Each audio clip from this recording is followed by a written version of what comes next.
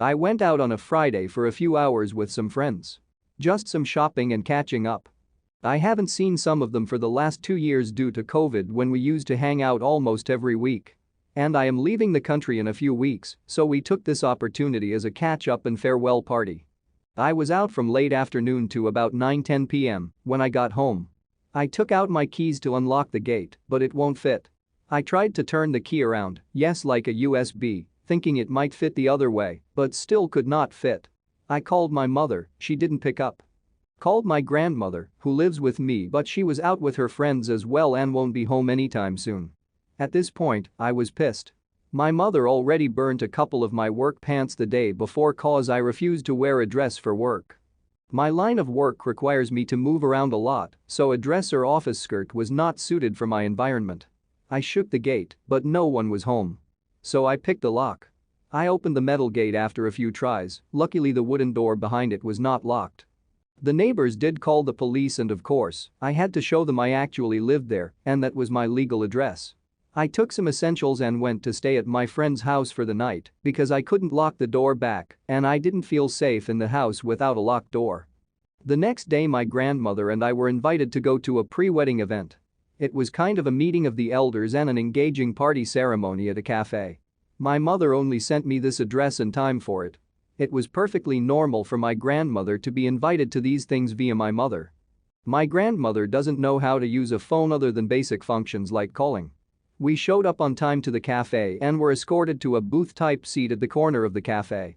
The booth already had a lady, mid-40s 50s, and a guy. I assumed she was the mother and the guy was her son. The moment we sat down, the lady took out a calendar and notepads filled with the list of flower arrangements, color schemes, menus, dresses, hairstyles and etc. She introduced her son, who is 28 by the way, and told me what he does for a living, what he studies, and where. She thanked me for agreeing to marry him. I looked at her, then at her son, then at the wedding planners and notes. Then did it finally register that this was for my wedding? My grandmother was pissed, to say the least.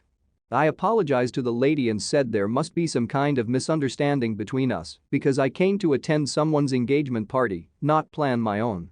And added I was only 20 this year. My grandmother then rudely asked why she thought I would be marrying her son. The lady replied her mother contacted me and said her daughter was looking for a partner and husband to settle down so she, me, could move out. My grandmother calmly said to the lady that she has been lied to and I was not going to be getting married anytime soon. She said her son seems nice and hopes he finds someone who likes him to marry in the future, but it was not going to be me. We got up and left. When we got home, I found my things stuffed in a black plastic bag beside the door. My grandmother opened the door and told me to bring my stuff in. The moment I stepped through the door, my mother yelled that she put so much effort into finding a guy who would take a girl like me to marry and that I should be grateful she didn't just marry me off to an older dude and I should be happy she found someone my age. She told me I embarrassed her because the mother called her and told her what she did was not okay and to not do it again without even asking or informing me properly. My grandmother started to shout at my mother in Cantonese, which resulted in them being in a heated argument for almost 30 minutes and my grandmother kicked out my mother. Which of course she moaned about and cried about before leaving. Your grandma rocks. Glad your grandma is not on your mom's side. I have a feeling your mom is being to keep being an idiot about this. Hopefully, your grandma can keep her away. If grandma owns the house she might need to get the locks changed and remove mom from the right to change locks. Wait a second, I'm a little confused, who owns rents the house? Because your mother trying to kick you out sounds like your mother does, but your gran kicking her out sounds like gran does.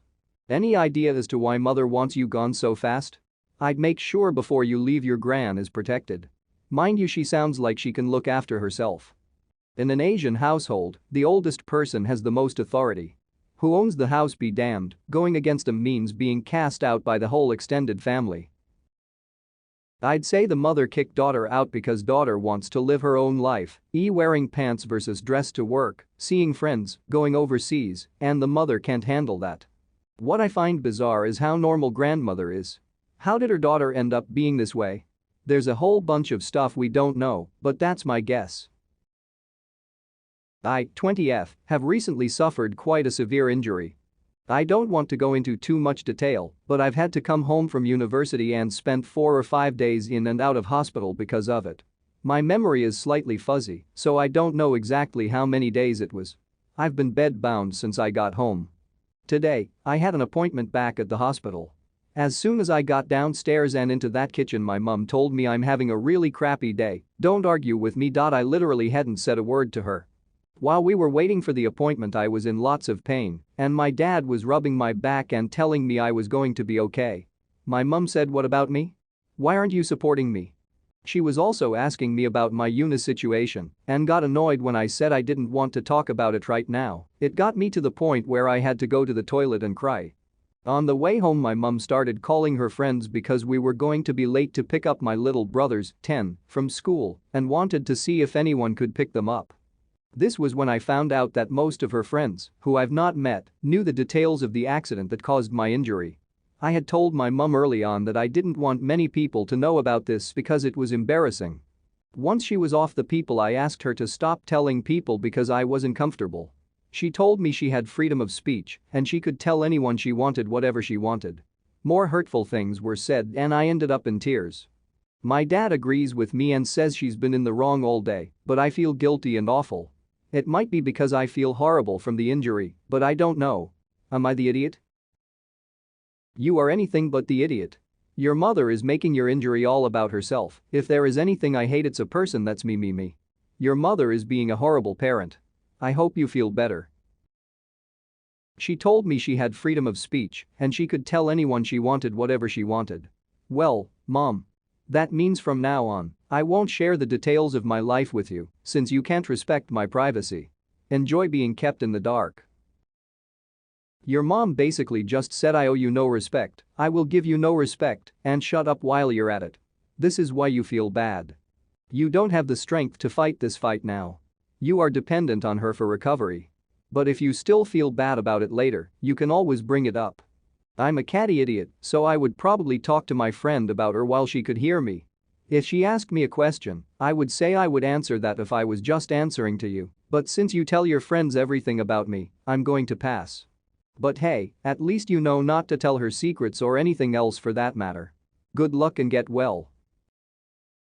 My 26F best friend, Naya's 28F oldest sister, Skylor, 30F, has 2 kids with her husband, Cole, 30M, J, 5M, and Lee, 12F. Naya and I have known each other for 12 years, since freshman year in high school, and are extremely close, but we are on completely different work schedules, with her working on Friday and me working Friday too.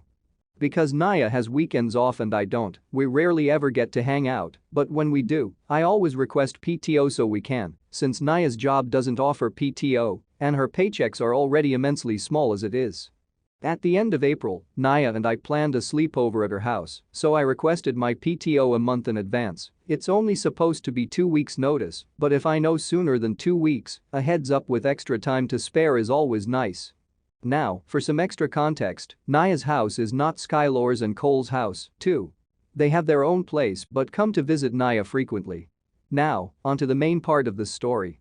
Skylor and Cole were over for a visit at Naya's place when I arrived, and that night, we all decided to play Cards Against Humanity. When Skylor and Cole allowed Lee to play too, I thought Lee had already played this game and knew about all of the inappropriate answers and questions. Boy, I was wrong.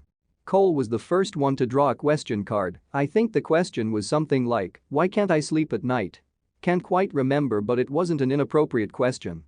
When we all picked our answers, mine and Naya's answers were inappropriate. All I had were cards with inappropriate answers, for clarification. When Cole read our answers, he told Naya and me, "Know your audience. Don't pick inappropriate cards."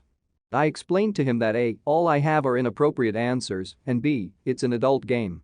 Cole actually told me to switch out my entire deck for a new one if every card I had is inappropriate. But I couldn't look at the cards I was drawing, so there was no avoiding getting more inappropriate cards. Not to mention, Lee is 12 years old. She's been in school for at least 6 years. I doubt she hasn't already heard about half the inappropriate stuff mentioned in the game, and it was Skylor's and Cole's choice to let her play. It really put a damper on the game, and after an hour, Naya and I were done. If you're going to allow your child to play an adult game, don't complain because it's too inappropriate for them. That's like taking your child to a strip club and then demanding that the strippers cover up because your child is there and it's inappropriate for you to be barely dressed around my child. That's like all the parents who took their kids to see Ted because it had a teddy bear without paying attention to the fact that it was rated R. I'm sure the card game had a suggested age recommendation on it as well. It isn't your fault that the parents are too poor to pay attention. If they want to play Cards Against Humanity with kids, they need to get apples to apples. That's what it's for. The last time I played Cards Against Humanity, I had to explain necrophilia to my mom.